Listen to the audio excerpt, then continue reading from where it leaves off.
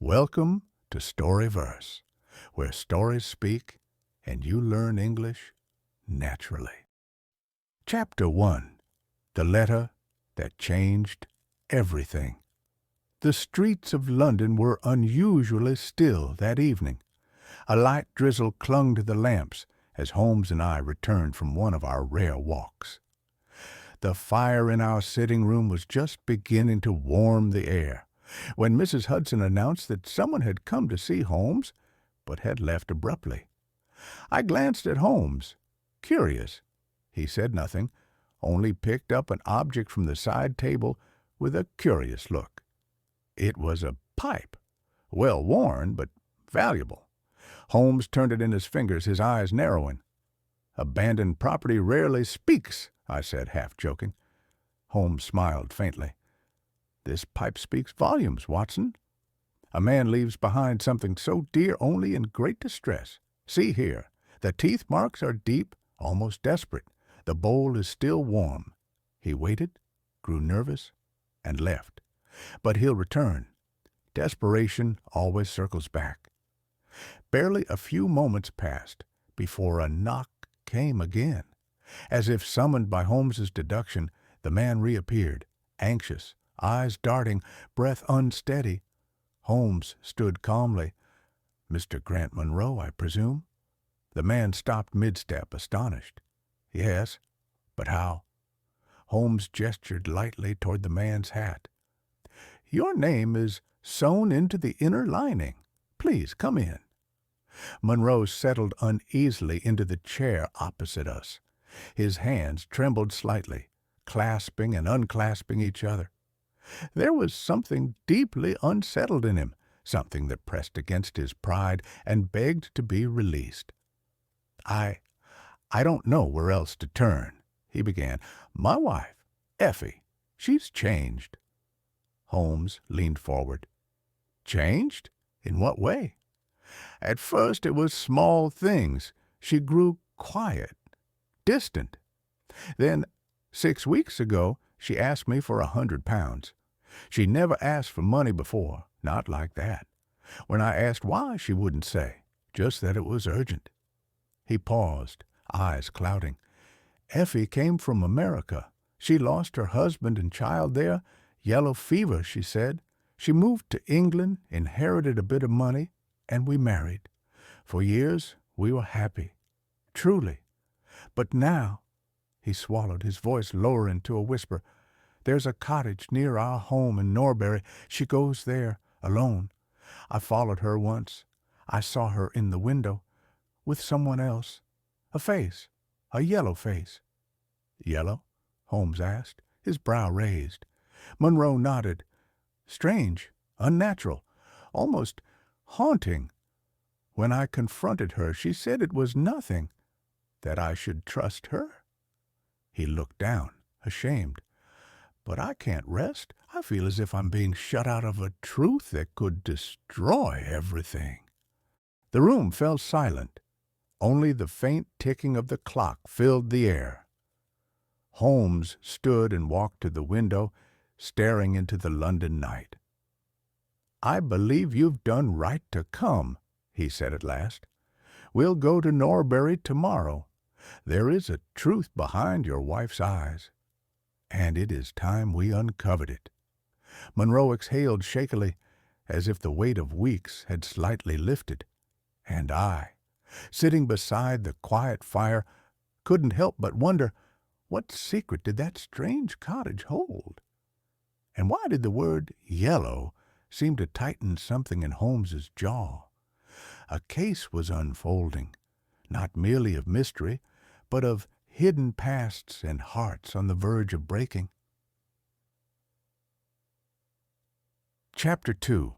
The Yellow-Faced Grant. Munro's voice trembled slightly as he leaned forward, recalling the strange events that had led him to 221B Baker Street.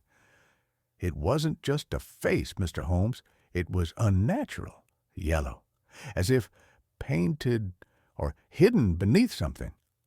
Watson shifted uncomfortably in his chair, while Holmes merely narrowed his eyes, absorbing every syllable. Munro continued, I saw it from the garden path, a glimpse through the top window of that small cottage. The window pane was partially open. The face vanished the moment I looked up.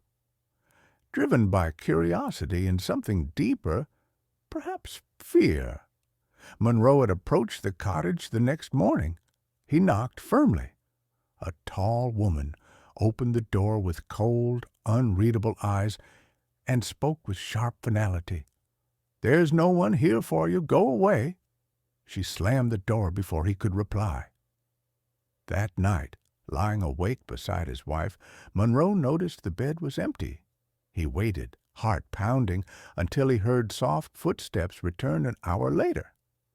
In the morning, he asked her gently if she had gone out. Effie denied it flatly, her face calm, but her eyes distant. His unease grew heavier each day. Then, only 2 evenings later, he followed her discreetly. She walked straight to the very cottage he had visited. Before he could step forward, Effie saw him. She rushed to him, her face stricken. "Please, Jack," she begged, "don't go inside. Don't ask me anything now. I promise I'll explain, but not yet. And if you insist, if you force me to speak, it will be the end of us." He stood frozen. She turned and vanished inside the cottage. The next day he returned alone. The door was locked, but as he peered through the window, he spotted something resting on a small table, an old photograph. His heart dropped. It was a picture of Effie, unmistakably her, yet taken years ago. What disturbed him wasn't the photo itself, but the fact that it was here, in a house she claimed to know nothing about. He didn't confront her immediately. He waited, giving her every chance to come clean. But she never did. The lies continued. Finally, his spirit burdened and his trust unraveling, he had come to Holmes, not merely to solve a mystery, but to save his marriage. Holmes tapped his fingers together, silent for a long while. Then, without looking up, he said softly, "A yellow face, a secretive cottage, a marriage at stake. This, Watson, this may be more delicate than it first appears." Chapter 3. A New Connection. The rain tapped softly against the window pane as Holmes sat in quiet thought, the lamplight casting long shadows across his face. He was still, yet his mind was racing. Watson could tell. Every few seconds Holmes's fingers would twitch or his eyes would narrow. Tiny tells that only a close friend would notice. He was building a theory. Effie's secrecy, the midnight visits, the cottage, the strange yellow face, it was all coming together. "I believe," Holmes finally said, his voice low, "that Mrs. Monroe is not being unfaithful, but rather haunted by a past she buried. I suspect her first husband may be alive, perhaps disfigured, perhaps dangerous, or perhaps someone has found a way to use that past against her." Watson raised an eyebrow. "And the child?" "I don't believe it was a hallucination nor a ghost," Holmes replied, standing now energized, "but a real being, one she's trying to protect and hide." Just then, the quiet of Baker Street was broken by the arrival of a telegram. Holmes unfolded it with care. "Cottage occupied again. She's there now. Please come." Monroe Holmes didn't waste a second. "Come, Watson, the game is afoot."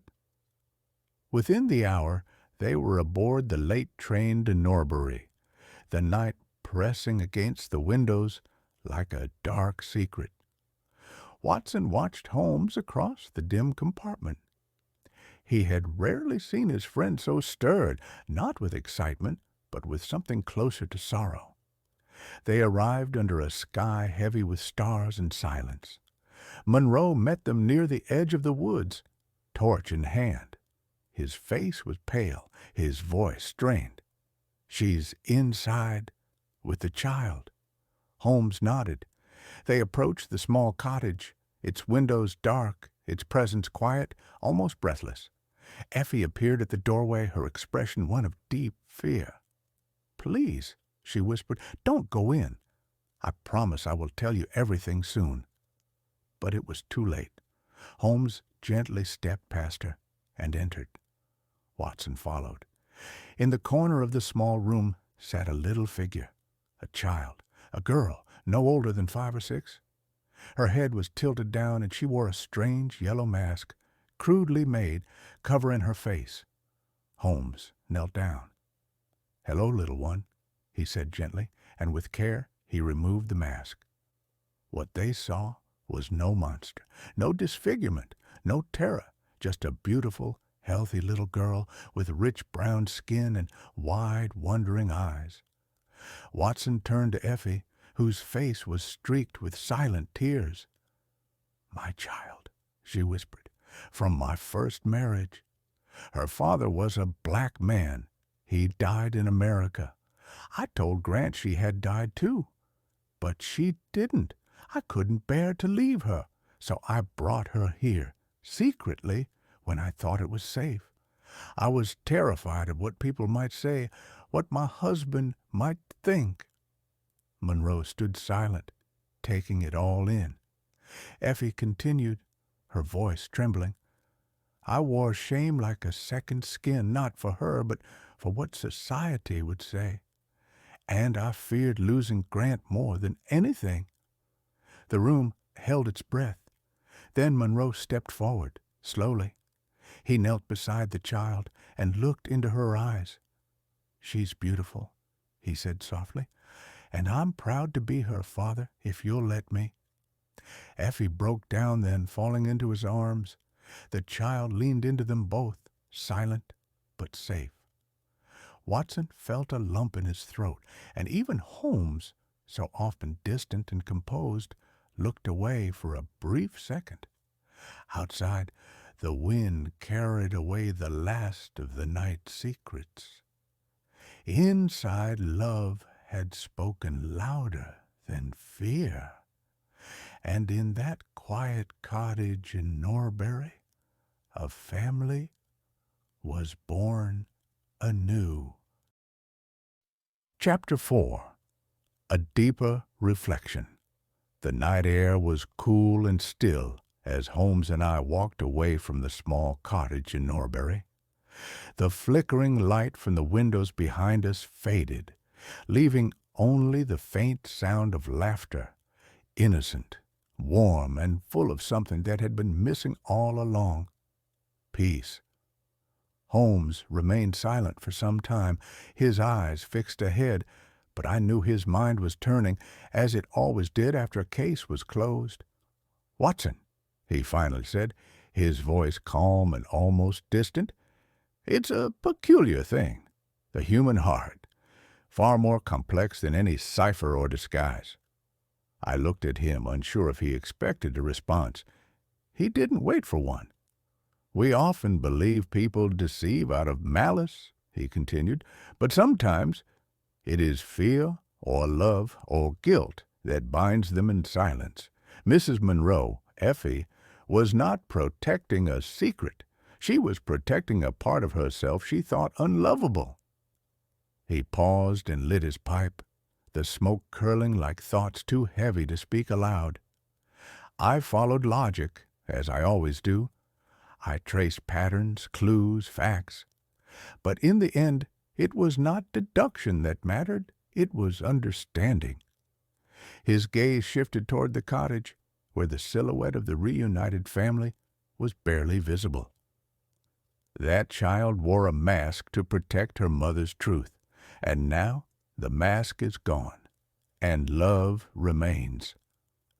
We stood by the fence for a moment, the wind brushing through the trees. "You solved it, Holmes," I said gently. "You brought them peace."